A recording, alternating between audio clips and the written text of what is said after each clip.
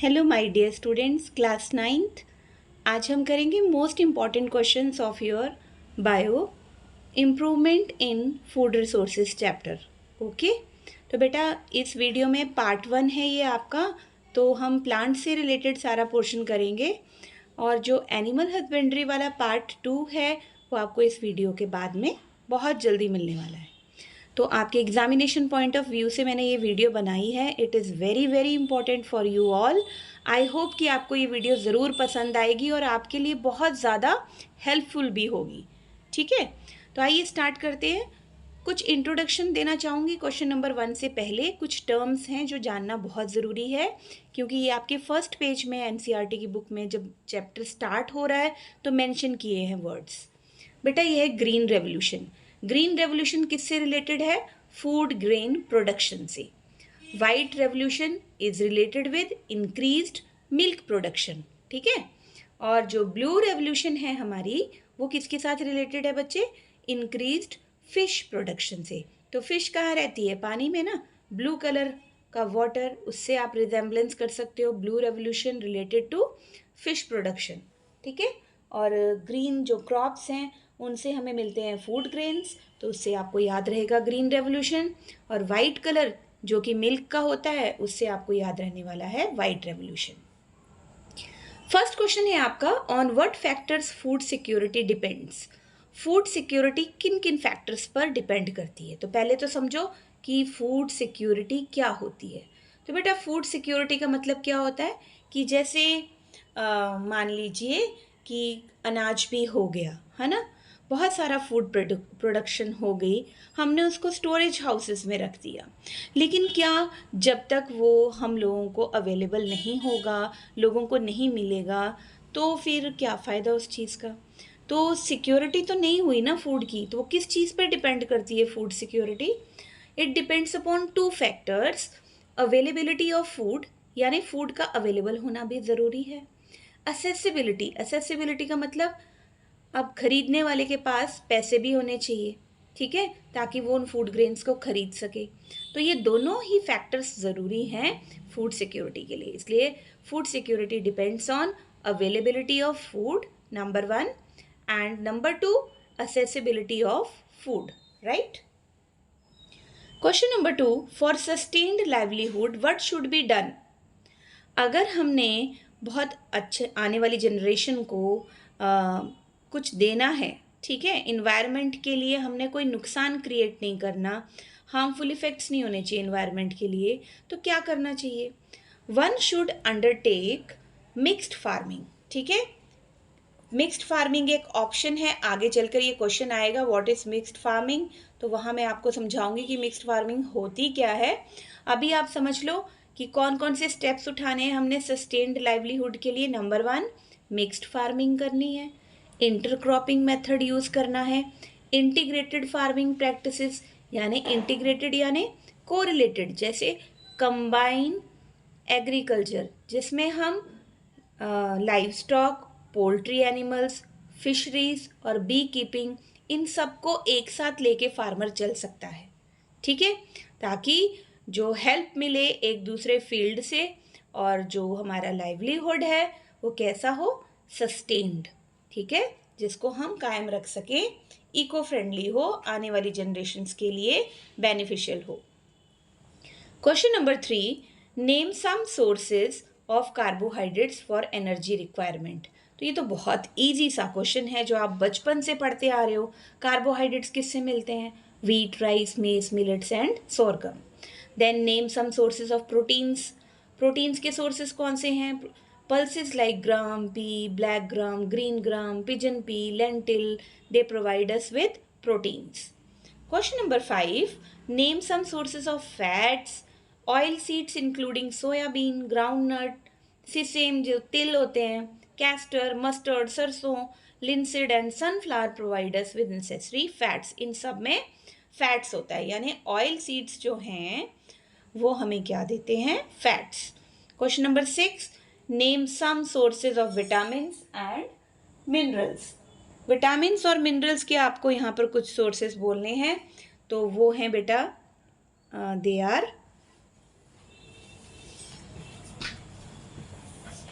Fruits and vegetables. तो यहाँ मैं लिख देती हूँ विटामिन्स एंड मिनरल्स आपको फ्रेश फ्रूट्स जो मार्केट में अवेलेबल हैं, सीजनेबल, एंड वेजिटेबल्स। ये बेस्ट सोर्स है किसका बच्चे? विटामिन्स एंड मिनरल्स का, राइट। तो अब हम करेंगे क्वेश्चन नंबर 7। क्वेश्चन नंबर 7 देखिए बच्चे, नेम सम फॉडर क्रॉप्स। ठीक है, आपको कुछ फॉडर क्रॉप्स के नाम बताने हैं। तो फॉडर क्या क्रॉप्स क्या होती हैं? जो जानवर खाते हैं उनका फूड जो है उनको हम फॉडर क्रॉप्स बोलते हैं। बरसीम, ओट्स, सूडान ग्रास आपकी एनसीईआरटी की बुक में दिए हुए हैं, इसलिए मैंने इनसे बेस्ट किसी और को नहीं समझा, तो आपको मैं यही क्वेश्चन दे रही हूँ, याद कर लीजिए इसे। Question number 8, what do you mean by photo periods. Photo periods क्या होते हैं? तो फोटो पीरियड्स, जैसे फोटो का मतलब है लाइट, कौन सी लाइट? Duration of sunlight. तो कितनी ड्यूरेशन सनलाइट की चाहिए प्लांट को, that is known as photo period. ये सारे प्लांट्स के लिए अलग अलग है। It helps in the growth of flowering plants. Define kharif crops, give examples. तो ये क्वेश्चन भी आपका बहुत फैमिलियर क्वेश्चन है, शुरू से ही आप इसको पढ़ते आ रहे हो। खरीफ क्रॉप्स क्या होती हैं? जो रेनी सीजन में होती हैं, मोस्टली मंथ कौन सा होता है? जून टू अक्टूबर। और ये एग्जाम्पल्स हैं पैडी, सोयाबीन, पिजन पी, मेज, cotton, green gram and black gram. Next question number 10, define rabi crops, give examples. तो रबी क्रॉप्स विंटर क्रॉप्स को बोलते हैं, जो कौन से मंथ में होती हैं बेटा? नवंबर टू अप्रैल में। ठीक है, उनके एग्जाम्पल्स भी क्या हैं? Wheat, gram, peas, mustard, linseed and rabi crops, they all are rabi crops. तो विंटर क्रॉप्स को रबी क्रॉप्स बोलेंगे, रेनी क्रॉप्स को खरीफ क्रॉप्स बोलेंगे। Question number 11, what are the major groups of activities for improving crop yields. तो crop yield को improve करने के लिए कौन सी है हमारे पास? Crop variety improvement, crop production improvement and crop protection management. ठीक है, ये 3 हमारे पास मेजर क्रॉप्स जो हैं, यील्ड्स जो है इम्प्रूव्ड, हाँ, क्रॉप यील्ड्स हैं। मेजर ग्रुप्स एक्टिविटी हमें जो करनी है क्रॉप यील्ड को बढ़ाने के लिए। Next question, question number 12, define hybridization. बहुत ही इंपॉर्टेंट क्वेश्चन है, समझिए इसे। हाइब्रिडाइजेशन वो प्रोसेस है जिसमें बेटा हम जीन्स जिसकी डिफरेंट होती है ना, जेनेटिकली डिसिमिलर प्लांट्स, यानी अलग अलग प्लांट्स जिनकी जीन्स डिफरेंट हैं, उनके बीच में क्रॉसिंग करवाते हैं। और ये बेस्ट मेथड है इनकॉर्पोरेटिंग, यानी डालना, है ना, इंट्रोड्यूस करना डिज़ायरेबल करेक्टर्स, जो हमें करेक्टर्स चाहिए क्रॉप वैरायटीज़ के। जैसे इंटर वेराइटल, 2 अलग अलग वेराइटीज़ के बीच में क्रॉस करवाया हमने क्रॉप की। देन इंटरस्पेसिफिक, जो इंटरस्पेसिफिक क्या, यानी 2 अलग अलग स्पीशीज़ के बीच में क्रॉसिंग हो रही है। इंटरजेनरिक, यानी 2 अलग अलग जीनस, जेनरा के बीच में क्रॉसिंग हो रही है। तो क्यों ये क्रॉसिंग हम करा रहे हैं? मेन चीज़ क्या है, हमें क्या चाहिए? Desirable characters. ठीक है, डिज़ायरेबल करेक्टर्स कैसे? सीरियल्स हैं तो हमें ड्वार्फ सीरियल्स चाहिए, बड़ा सीड होना चाहिए, हेल्दी सीड, गुड क्वालिटी का होना चाहिए, है ना। फ्रूट्स हैं तो हमें स्वीट मैंगोज चाहिए, हाँ, स्टॉक सिस्टम अच्छा चाहिए। तो अगर ये एक प्लांट में हमें नहीं मिल रहा है तो हम हाइब्रिडाइजेशन के मेथड से क्रॉसिंग करवाते हैं जेनेटिकली डिसिमिलर प्लांट्स में, ताकि हमें एक ऐसा प्लांट मिले जिसके अंदर वो सारी खूबियाँ हों। ओके, नेक्स्ट हम करेंगे बेटा क्वेश्चन नंबर 13। क्वेश्चन नंबर 13 देखो बेटा, what are genetically modified crops, give example. ठीक है, जीएमओज किसको बोलते हैं? जेनेटिकली मॉडिफाइड का मतलब है जीन्स में इनकी मॉडिफिकेशन होगी। कैसे डेवलप होते हैं?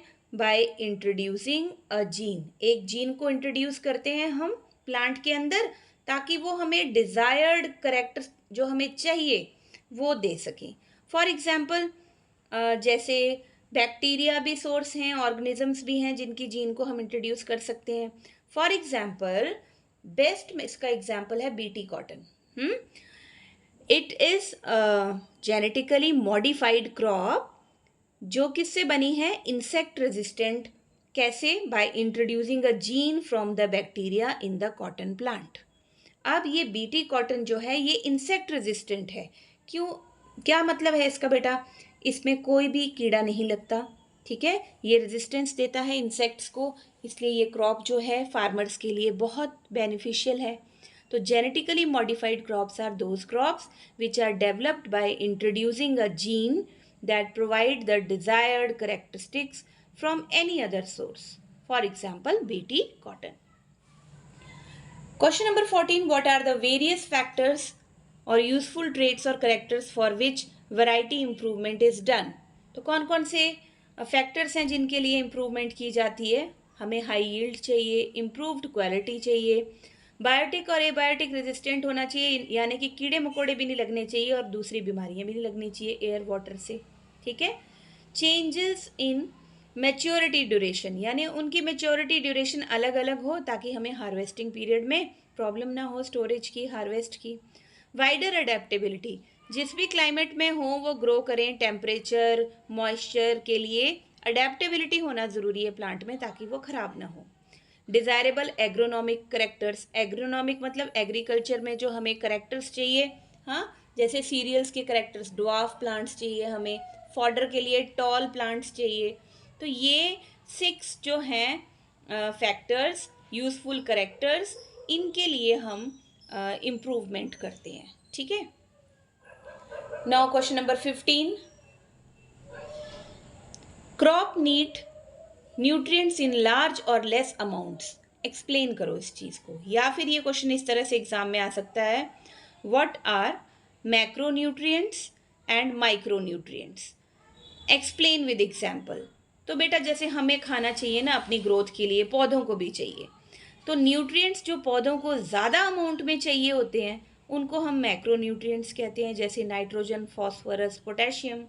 और जो nutrients needed by plants in small quantities उन्हें हम माइक्रो बोलते हैं, क्योंकि माइक्रो का मतलब स्मॉल होता है। For example iron, manganese, boron, zinc, copper, molybdenum and chlorine, ठीक है। अब नेक्स्ट हम करते हैं दूसरा क्वेश्चन जो आपका नेक्स्ट आ रहा है, दैट इज क्वेश्चन नंबर 16, ठीक है। Why are manure and fertilizers used in fields, fields में क्यों यूज़ किया जाता है? To increase the yield the soil can be enriched by supplying this nutrients in form of manure and fertilizers. क्या याद रखना है आपने? टू इंक्रीज द यील्ड, ठीक है। यील्ड को बढ़ाने के लिए, क्रॉप यील्ड को बढ़ाने के लिए सॉइल को इनरिच करना ज़रूरी है। और सॉइल इनरिच यानी फर्टाइल कब होगी? जब हम उसमें क्या डालेंगे? खाद या फिर रासायनिक खाद, ठीक है, manure and fertilizers. Now question number 17, what are the advantages of manure? Manure के एडवांटेजेस बताने हैं आपको 3 नंबर या 5 नंबर में, ये क्वेश्चन या 4 मार्क्स में आ जाता है। तो मैन्योर का सबसे बड़ा फायदा क्या है? It supplies large quantities of organic matter, ठीक है, और न्यूट्रिएंट्स ये स्मॉल क्वांटिटीज में देती है। ऑर्गेनिक मैटर का मतलब क्या होता है? ह्यूमस, ठीक है, नेचुरल खाद, ये ज़्यादा देते हैं। लेकिन जो न्यूट्रिएंट्स होते हैं जैसे आयरन, नाइट्रोजन, फॉस्फोरस, ये थोड़ा कम होता है मैन्योर में। सेकेंड पॉइंट, जो बल्क है ना, मास है जो ऑर्गेनिक मैटर का, वो हेल्प करता है सॉइल के स्ट्रक्चर को इम्प्रूव करने में। तो मैन्योर क्या कर रही है? सॉइल का स्ट्रक्चर भी इम्प्रूव कर रही है। Manure increases the water holding capacity in Sandy soils. अब आपको पता है जो रेतीली मिट्टी होती है उसमें वाटर होल्डिंग कैपेसिटी नहीं होती, पानी को अपने अंदर होल्ड नहीं कर सकती। तो जब अगर हम मैन्योर देते हैं ऐसी सैंडी सॉइल्स को, तो ये इनकी वाटर होल्डिंग कैपेसिटी को बढ़ाती है। Fourth point, it helps in drainage in clayey soils and help in avoiding water logging, ठीक है। जो हमारी मैन्योर है वो हेल्प करती है क्लेई सॉइल्स में से पानी को निकाल देती है, और वाटर लॉगिंग यानी जो पानी इकट्ठा हो जाता है एक जगह पे, उससे हम बच जाते हैं, हमारी फसल बच जाती है, क्योंकि वाटर लॉगिंग की वजह से क्रॉप डैमेज होती है। Next is question number 18, differentiate between compost and vermi compost. Compost और वर्मी कंपोस्ट में आपको डिफरेंस बताना है। तो पहले तो आप समझो कि कंपोस्ट क्या होता है। बच्चे ध्यान से सुनो। फार्म वेस्ट मटेरियल, जिसमें आता है आपका एनिमल वेस्ट, ठीक है, plant waste, crop waste, straw वगैरह आते हैं। वेजिटेबल वेस्ट, सीवेज वेस्ट, जो आपका सीवेज वाटर है, waste water from kitchen, bathroom, vegetable peels हैं, जो स्ट्रॉ है ना, जो रेस्ट ऑफ द क्रॉप बच जाती है अनयूज्ड।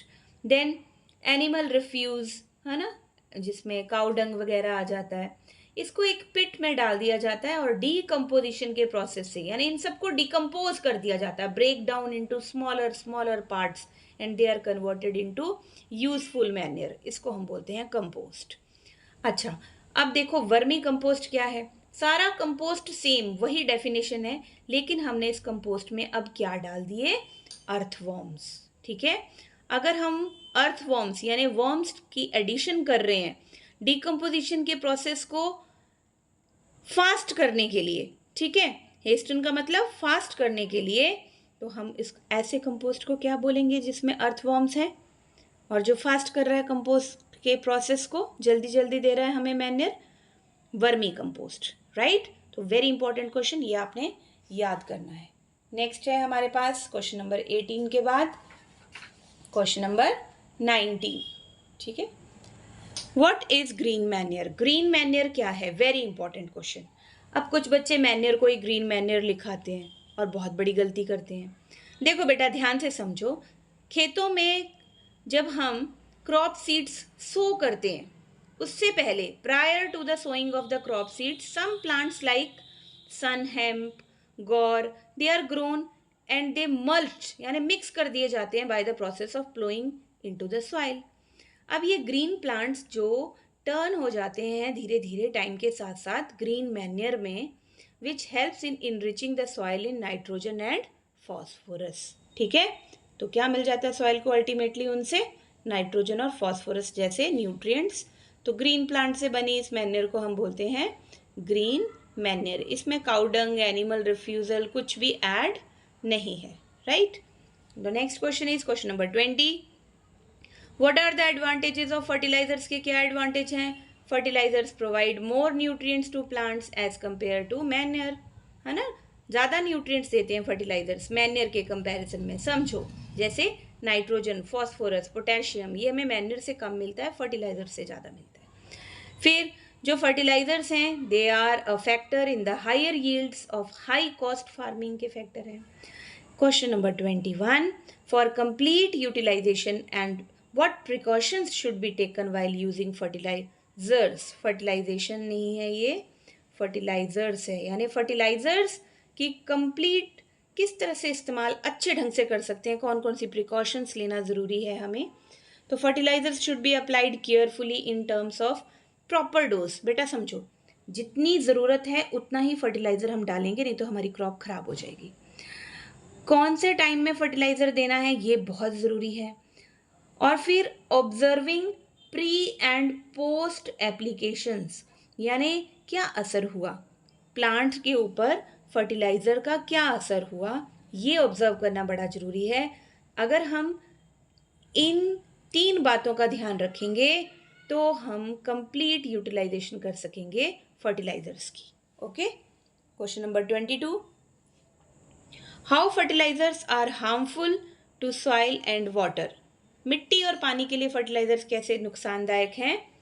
समटाइम्स हम क्या करते हैं, फर्टिलाइजर्स ज़्यादा दे देते हैं, प्लांट एब्जॉर्ब नहीं कर पाता, और फिर वो जो पानी देते हैं उससे वॉश्ड अवे या रेन वाटर से वॉश्ड अवे हो जाते हैं।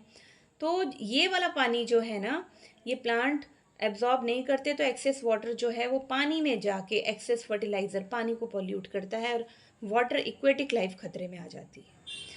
कंटिन्यूस यूज़ ऑफ फर्टिलाइजर्स, हाँ, हद से ज़्यादा लगातार ही फर्टिलाइजर्स ही देते जा रहे हो आप एक एरिया में, तो वहाँ की सॉइल है ना बेचारी केमिकल से मर जाएगी, सॉइल फर्टिलिटी डिस्ट्रॉय हो जाएगी, और जो फ्रेंड्स हमारे माइक्रोब्स, बैक्टीरिया, अर्थवॉर्म्स प्रेजेंट है ना सॉइल में, वो भी मर जाएंगे। तो ये नुकसान है फर्टिलाइजर्स के सॉइल और पानी को लेकर। Next is question number 23। देखिए क्वेश्चन नंबर 23 में क्या पूछा गया है, what is organic farming? Organic farming क्या है, एक्सप्लेन विद एग्जाम्पल। अब इसका नाम ही बता रहा है ऑर्गेनिक यानी नेचुरल। ठीक है, तो नेचुरल फार्मिंग एक वो सिस्टम है जिसमें मिनिमम या फिर बिल्कुल भी यूज़ नहीं करते हम केमिकल्स और फर्टिलाइजर्स का, हर्बिसाइड्स, पेस्टिसाइड्स कुछ यूज़ नहीं करते, प्योर खेती होती है। मैक्सिमम इसमें क्या डालते हैं हम, organic manure, recycled farm waste डालते हैं।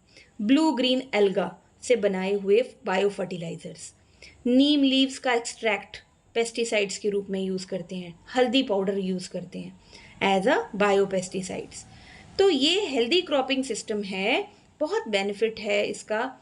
इंसेक्ट, पेस्ट और वीट कंट्रोल जो है वो भी होता है, besides provide nutrients. Wheat control नहीं है बेटा, sorry, this is weed control. ठीक है, फ्लो में वीट लिख दिया। Next is define irrigation. Irrigation को डिफाइन कीजिए। इरिगेशन का मतलब होता है सिंचाई, पानी देना क्रॉप को। The process of providing water to crop plants in the fields through human efforts.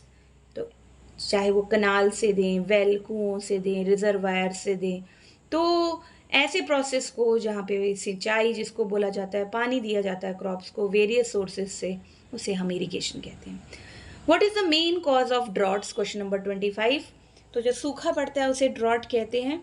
Scarcity और इरेगुलर डिस्ट्रीब्यूशन ऑफ रेन्स, या तो बारिश कम होगी या बहुत बहुत इंटरवल के बाद होगी। इरेगुलर डिस्ट्रीब्यूशन, ठीक है, गैप नहीं होगा, इसलिए ये दो कॉजेज हैं ड्रॉट्स के। Question number 26 very important, explain various kinds of water resources. आपकी एनसीईआरटी की बुक में एक्सप्लेन किए हुए हैं, मैंने उसको माइंड मैप में बना दिया, कन्वर्ट कर दिया ताकि आपको याद हो। सबसे पहला सोर्स जो आपकी बुक में दे रखा है वो है वेल्स, कुएं। अब वेल्स भी टू टाइप्स के होते हैं, डग वेल्स और ट्यूब वेल्स। डग वेल्स क्या होते हैं बेटा? Water is collected from water bearing strata. जो वाटर बियरिंग स्ट्रेटा समझो, रॉक जो लेयर, जो फ्रेश लेयर्स होती हैं, फ्रेश रॉक लेयर्स होती हैं, वहाँ पर जो पानी पाया जाता है, वहाँ से जल्दी ही पानी निकल आता है, उनको डग वेल्स बोलते हैं, है ना, जो खोद कर कुएं बनाए जाते हैं।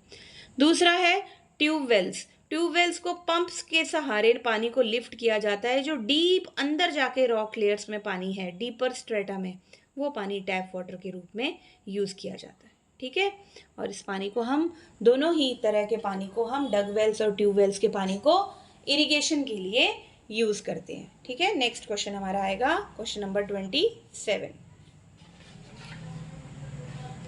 सॉरी, 27 क्वेश्चन से पहले इसके पार्ट्स हैं, पूरा क्वेश्चन हम कर लेते हैं। सेकंड, कनाल्स, नहरें बोलते हैं आप जिनको, ठीक है, ये रिवर से पानी आता है इनमें, और ये कनाल्स जो हैं फर्दर छोटी छोटी डिस्ट्रीब्यूटरीज में, हम इनको डिस्ट्रीब्यूटरीज में डिवाइड कर देते हैं, छोटी छोटी नहरें बना देते हैं खेतों को सिंचाई के लिए। फिर है रिवर लिफ्ट सिस्टम, इसमें डायरेक्ट रिवर से पानी लिफ्ट किया जाता है ना, और जो एरियाज रिवर्स के पास होते हैं उनको दिया जाता है। टैंक्स में स्टोरेज पानी होता है। रेन वाटर हार्वेस्टिंग ये एक तरीका है, बारिश के पानी को रोक कर उसे बाद में यूज़ करने का। चेक डैम्स बनाए जाते हैं। ग्राउंड वाटर लेवल भी इंक्रीज होता है रेन वाटर हार्वेस्टिंग से, हाँ, और ये सॉइल इरोजन से भी बचाता है हमें। तो ये 5 तरीके हैं हमारे पास वाटर रिसोर्सेज के। Next is question number 27, define mixed cropping with example. तो एग्जाम्पल देकर बताइए मिक्स्ड क्रॉपिंग क्या होती है।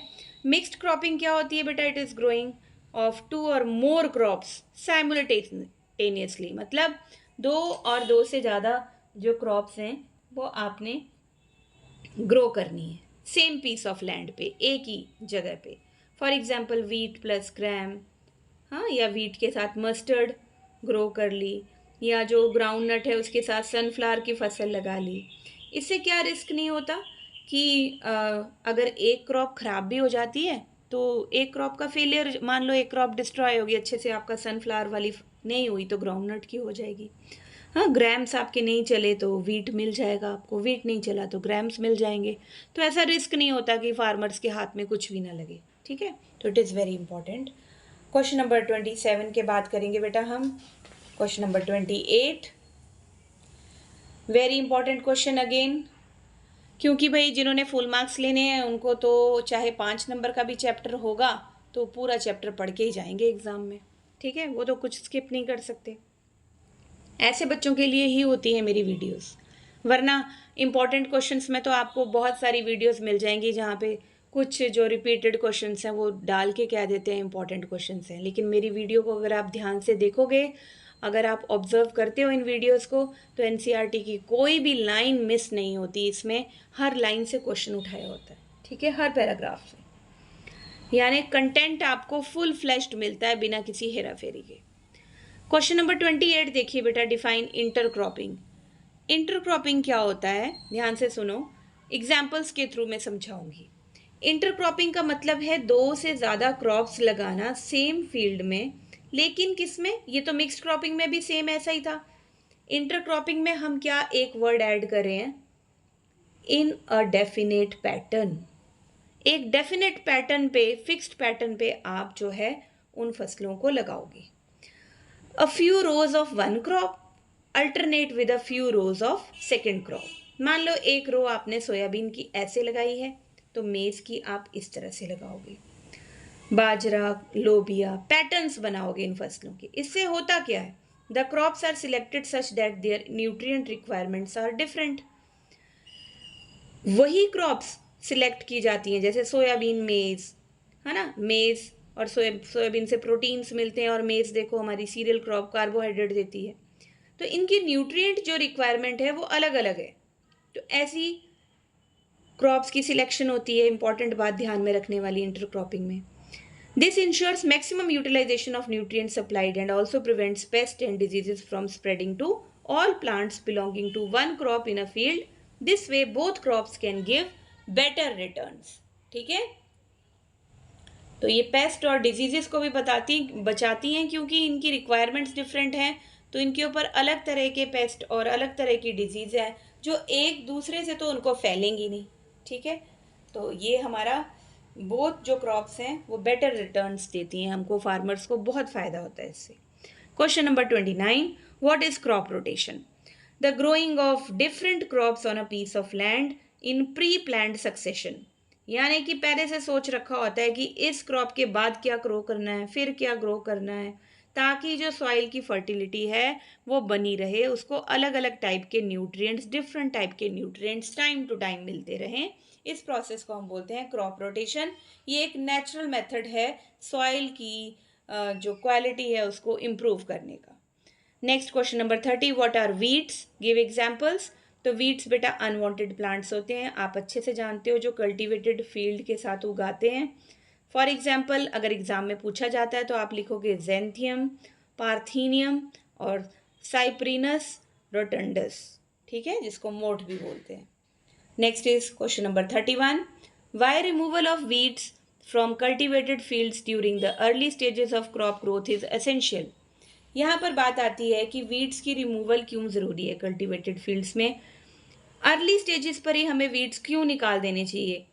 हाँ, तो बेटा सिंपल सी बात है, जो वीड्स अनवांटेड प्लांट्स हमारी मेन क्रॉप के साथ ग्रो कर रहे हैं वो कंपटीशन में आ जाएंगे। किसके? जो खाना हम क्रॉप को देंगे, जो स्पेस क्रॉप को चाहिए, जो लाइट क्रॉप को चाहिए, उसको शेयर कर रहा है, उसके साथ कंपटीशन कर रहे हैं ये अनवांटेड प्लांट। तो मेन क्रॉप की ग्रोथ में तो फर्क पड़ेगा। Weeds take up nutrients and reduce the growth of crop, इसीलिए रिमूवल ऑफ वीड्स ज़रूरी है एक गुड हार्वेस्ट। अगर हमें अच्छा हार्वेस्ट चाहिए तो हमें वीड्स को निकालना ज़रूरी है। Now next question is question number 32, very important again.